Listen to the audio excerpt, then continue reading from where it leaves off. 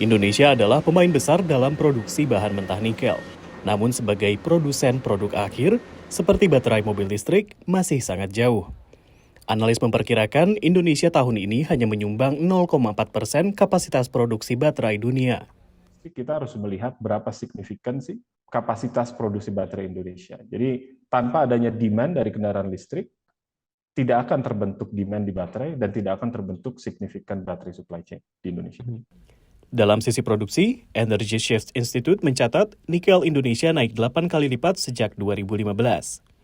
Indonesia memang tengah berupaya untuk menjual nikel ke Amerika Serikat lewat kerangka kerjasama perdagangan bebas terbatas atau Limited Free Trade Agreement.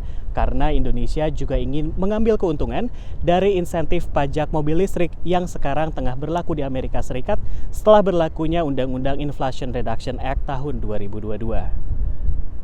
Tapi perdagangan mineral dengan pemerintah Amerika terganjal sejumlah masalah lingkungan dan hak asasi manusia.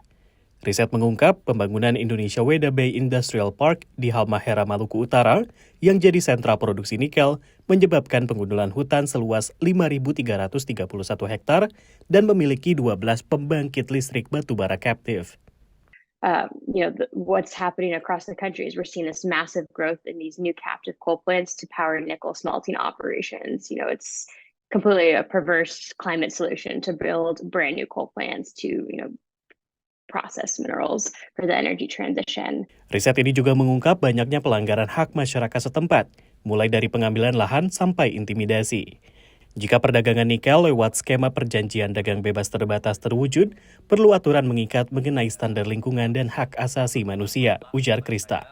To ensure that, any nickel that is covered under that agreement or other critical minerals coming from Indonesia are not contributing to these types of human rights, environmental, and climate abuses that we're currently seeing. Analis menilai Indonesia perlu melakukan perbaikan lingkungan, sosial, dan tata kelola atau ESG, apalagi jika menarget pasar Amerika dan Uni Eropa. Bisa hampir dipastikan bahwa tekanan ESG itu tidak akan berhenti.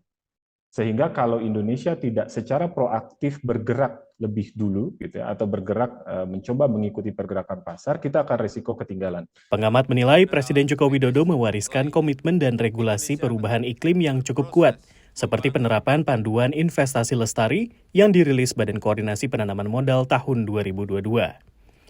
Harapannya adalah indikator-indikator ini menjadi panduan bagi seluruh pihak. Bagi siapa saja, bagi pemerintah iya Kita mau melihat apakah pelaku industrinya memantau monitoring dengan komitmennya pemerintah itu apakah sudah sesuai atau belum. Namun Presiden baru yang terpilih diharap memperkuat dan mempercepat implementasinya. Dari Washington DC, Rio Tuasikal, VOA.